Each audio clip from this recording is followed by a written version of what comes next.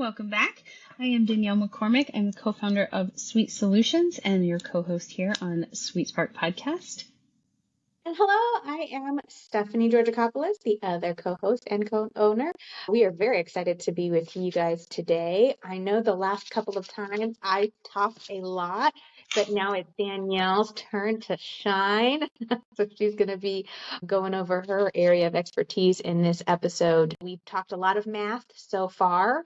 We found out our financial independence number, where we're headed. We talked about some tax strategies that kind of help us get there.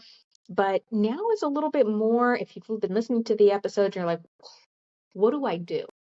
Maybe you're concerned, I'm underperforming and I don't even know if I'm on the right path.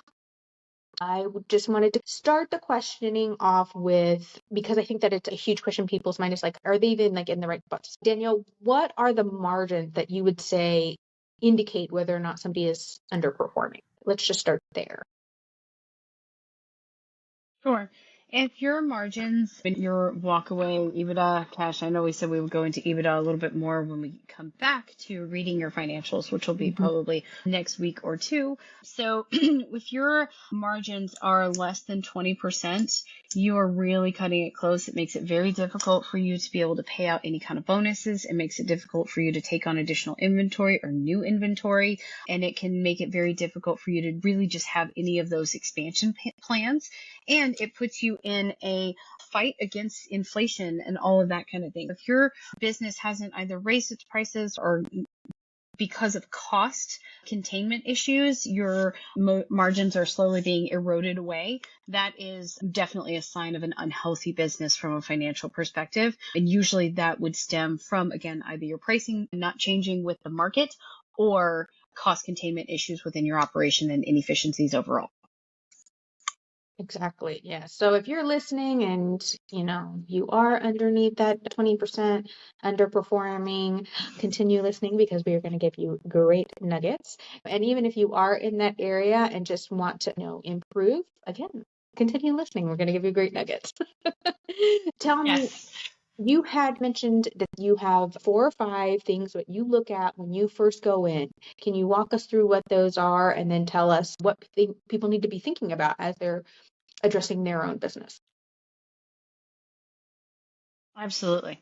So there are a lot of things that I look at when I come into a business. And again, like Stephanie said, if you're listening and you're like, I want to go down this road, I'm trying to eventually sell. I know that I want this to be part of my retirement plan, but whoa, Nelly, not only am I barely hanging on with my fingernails right now, but how is it that I'm ever going to get to that scalable number? How is it that I'm ever going to get here to the goals that I need for my financial independence number? Even if I put all of Stephanie's tax strategies in place, what the heck am I supposed to do with this? And how do I actually make this workable for a sale and for my financial future? And a lot of folks, you got to start with, what is it? Make your own bed and you can rule the world. You have to come in and really look at your own business and really look at what your operation is doing, how you're running things, how your employees are responding to you, and overall the culture that you've set up. So I'm going to go into each of these I'm not too in depth, but we'll walk through each of these.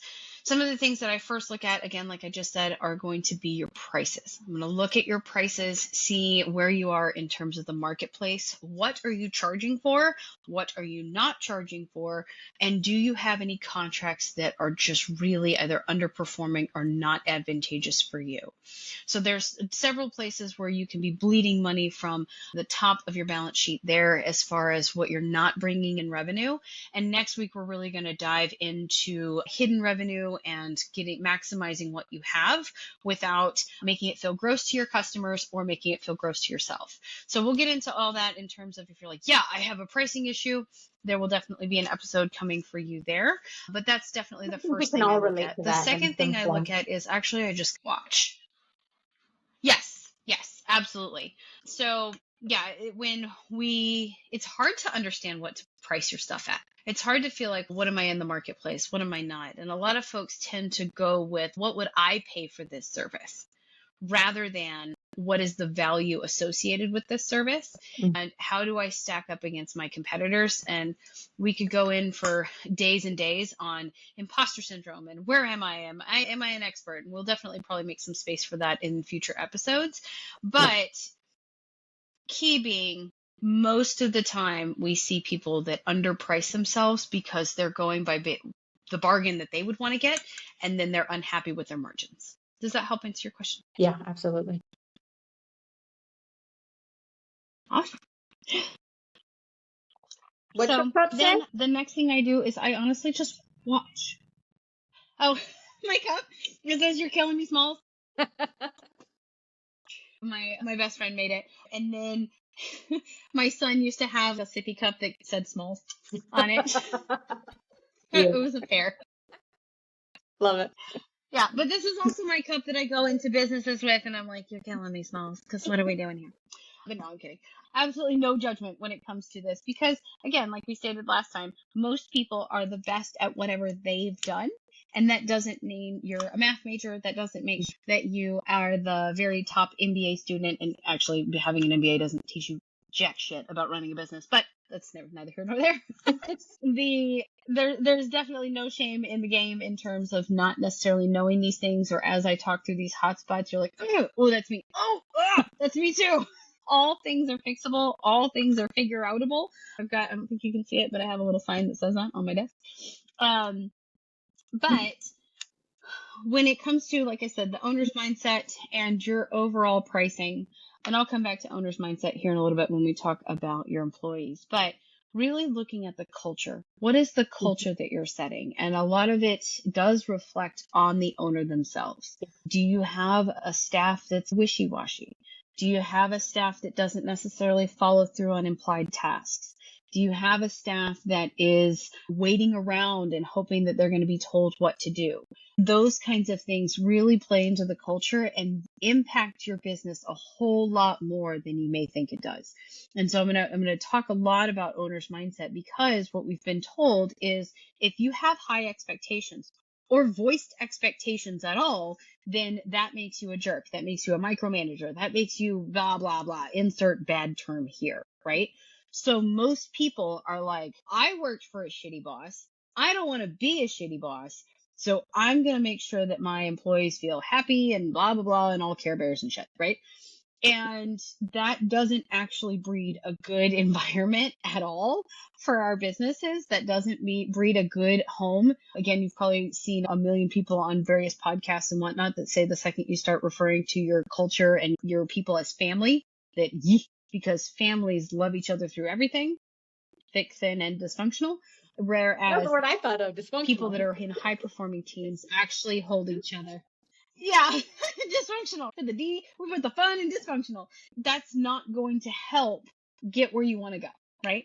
Looking at how the owner has set things up, how are you feeling as that owner? How have you run the business to date? Has it been trying to be the nicest place on earth? That kind of stuff. I have seen nice cultures, and that's actually the number one hotspot that I look for when I'm just looking at culture. Is this an overly nice or fake culture?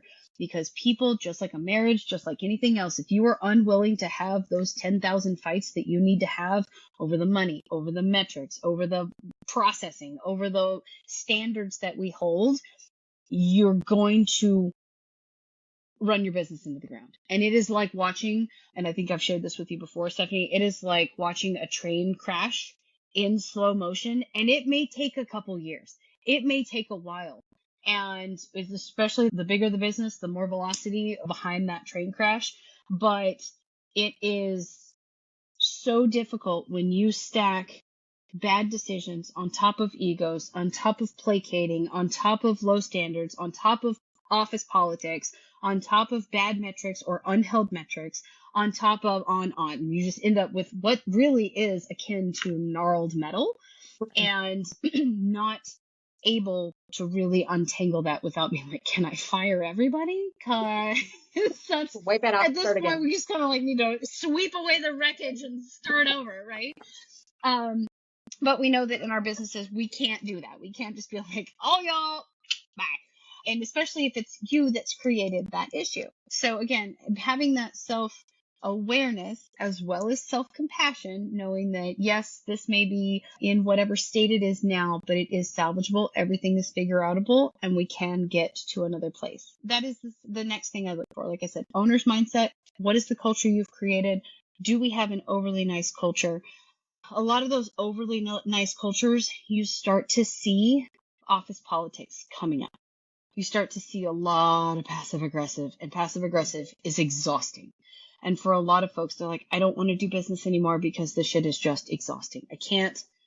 I'm tired of dealing with people problems. I'm tired of dealing with this. And you just end up with a business that is beating you to death. And when you start to stack these different things, you can start to have that very ill feeling towards your own business, right? If you have low margins that you're barely hanging on, now you've got infighting within your teams. And then now you've also got this overly fake crap going on inside your business. It makes it really difficult. Those are the first places that I tend to look. Then, if we've at least met some of those hurdles or identified that those are hurdles in the business, then I also look at where are we in terms of metrics and are we measuring anything? Because rule number one, you cannot manage or what you don't measure. And if you're not measuring things consistently or accurately, you're going to end up with really crappy metrics, very confusing metrics. Also, if you don't have what I call nested metrics, meaning like they cascade down in a very logical order. And I'm actually working on an article about this exact thing now, is how to do those nested metrics. So definitely be on the lookout for our content on this piece. But if you don't have nested metrics, it makes room in your business for more infighting. And Can you give an that's when you example get of a kind of the nested worst metric? kind, because everybody thinks, absolutely. So a nested metric might be in terms of distribution, right? Say you have large parcel and small parcel. This would be for a former employer of mine. So you have large parcel and small parcel. Then under your nested under large parcel would be all of your distribution warehouses, right? For first mile, second mile, third mile.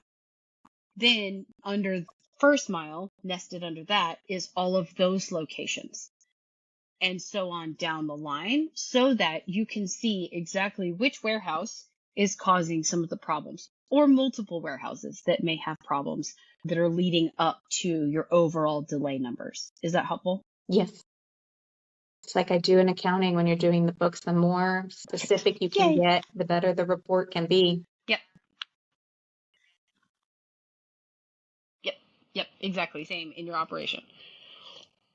Also, if those metrics are not nested, then leaders, and you may be the only person in your business, you may have multiple leaders in your business. But if you're not aligned on what those metrics are, it leaves room for the leaders to pick their favorite. And I've had, keeping with the warehousing story, an example,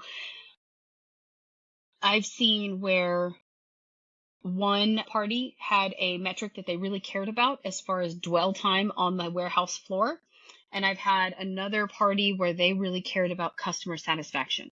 And those two were in direct conflict with one another because this was delivering a couch. It was a very large parcel item, something that the customer would customarily take off to come receive. This was pre-COVID, before you could just do everything from home.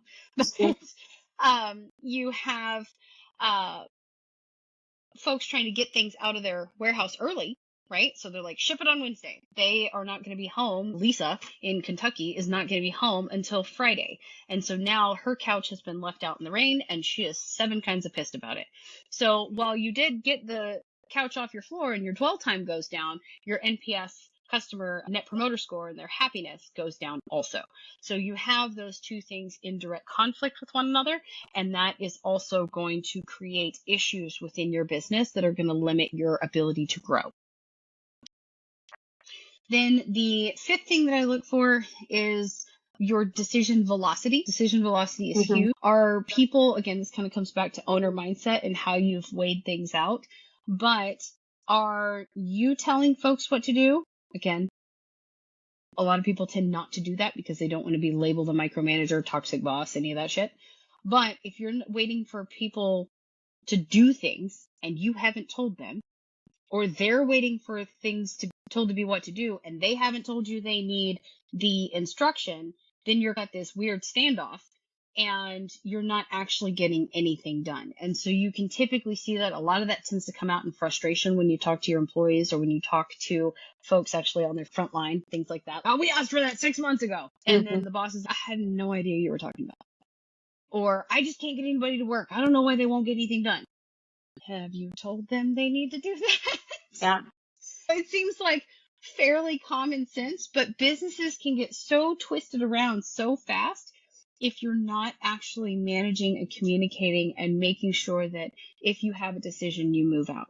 And then the last thing I'll say is when you start to have a lot of those issues with an overly nice culture, your politics, your decision velocity being low, all these things start to stack on top of each other. You end up with probably the worst cherry on top that there could be. And that's when your employees start to demand more benefits, more pay, more etc. And yes, we all want to keep up with inflation. We all want to be paid fairly for the work that we're going to do. But we also have to get back at people that treat us like shit. So that's what it comes to, is employees essentially don't have any other recourse other than to up the benefits. Why don't I have a bonus? Why don't I have this? Why don't I? You end up with a lot of this attempt to create leverage against your employer because there really is no other recourse for the crappy operation you have to endure every Or day. you lose great key people, right? Because they don't want to deal with it. Couldn't that happen too? Exactly. Yep, absolutely. So you start to see your top performers leaving, like you just mentioned, absolutely. And you start to see higher turnover. And then you also start to see greater demand for people that are staying to do that work. And again, employees, yes, everybody wants to be paid fairly, but you tend to get that like iron fist, like you must do this, and a lot of resistance in very large organizations. This translates to the equivalent of a union or actually in a union and trying to get back at the company because you are forcing the employees to endure such a crappy operation that they have no choice but to band together to demand more from you. Very interesting. So So those are like key things that our listeners can try to see if it's occurring in their business. Are they getting their more and more demands from their employees who seem to be more and more disgruntled? It's probably lack of good operation. Are they having a hard time keeping great people? They're like, oh, I love this person, they left, and I love that person, and they left. How is that going on? And then are they surrounding themselves with too many yes people? And that could cause, just like you said, they're not having real discussions. They're not having real improvement. And what is there? I've had many experiences with owners that are like more bottlenecked than what you're saying, where everything had to go through them, and it's just like nobody could get any work done because the owner had to check everything, and it's you are causing a horrible work environment. You hired these people to do their job. Gotta let them. But very, very interesting. it creates a really low trust environment where, like you said, if the owner has to check every single thing when you are keeping people from growing. And this is actually, I'm glad that you brought this up, because one thing I left out is this really comes down to the law of lids, right? John Maxwell talks all about the law of lids. And so you can't actually have somebody that's working for you that has a higher scale than your lid for operations, for leadership, and for belief in how big the business can be. And I've definitely been there before where I wanted to blow this business up to hundreds of millions of dollars. And the owner was like, oh, we just want to survive at 3 or 4 million. And you end up with a ton of conflict because my belief lid was higher than theirs in terms of how big the business could be. Similarly, if you have, like you're talking about, if the operations lid of the employees is higher than the owner, you're going to end up with that constant conflict of, we are trying to get things done and you are a bottleneck and you will not allow anything to go forward. That also creates mistrust and feelings like, why am I not a part of the team? But it also slows everything down because nothing, and like you said in the last episode, it makes it very hard to sell your business if you're the linchpin. Yeah, absolutely. Okay, so you mentioned the 5 things that you look at, or 6 things. Sorry, I stopped counting. I apologize. Can you give us one tip? I probably got carried away and added a few. Can you give us a tip of what you would do to help improve? So pick one, whichever one you like most, and give an example of like how you would fix it. So for to understand, like you mentioned the issue with the couch going too early. What would you do to fix it? I'm saying you have to use that one. What would you then recommend to fix it?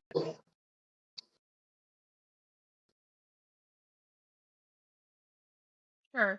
In terms of coming in, and if all of the say all six of these things were wrong, all hotspots are We're glowing like here for crazy, right? you. No judgment. If I was gonna do yes, exactly, no judgment. And if you're like I said, if you're listening and you're like, oh shit, I got all those and more, that's okay. Again, that's okay. We are doing the very best we can with the information we know how, and here we want to give you additional information. And if I were to come into a business like this, which I have many times, is first and foremost, I would set new pricing.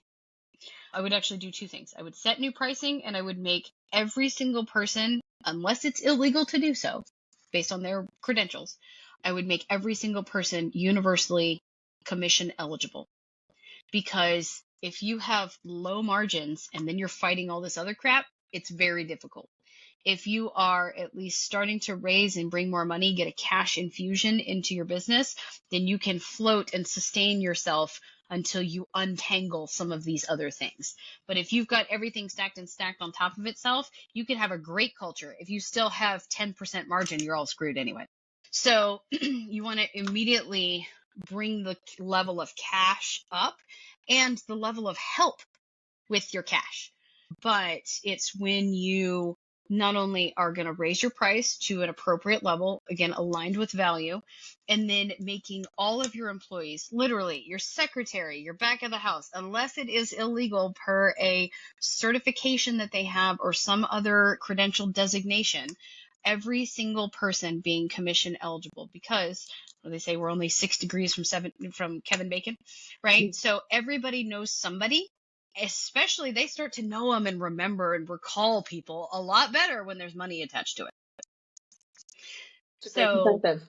your own employees, exactly, your own employees, that puts them in charge of their own salary. They're going to work harder on that, right? That puts them in charge of who they get to talk to about the business, and your employees are your greatest marketing tool possible. So if you had, say you only have four, that's four more people speaking amazingness into and about your business. And that's going to be better than nearly any Yelp review out there, because they're in it every day. And if they're still like, this is the jam, you should buy the product, then that is a huge win for you. So the very first thing, like you're saying, is I would go in and I would make sure that we're getting a cash infusion. And then the second thing I would do is see because a lot of your decision velocity stuff tends to happen around launch of new products or services, like we can't make a decision on to move out on something, or actually making a decision on cost containment or investment on how we're going to fix the business in some fashion. So those are probably the very first two things that I would start to tackle. Once you can get some of those decision velocity pieces unlocked and can let people move out faster, again, you're not the bottleneck on everything, then you can start to see some of the natural decrease in the others. And then you can take your time a little bit more on managing the metrics and things like that. But again, yeah, first and foremost, in terms of just like triage, the patient is bleeding kind of thing, is I would say bring money in, make sure that everybody can bring money into your business, and then see where it is that we're not moving out on stuff. Fantastic. Awesome.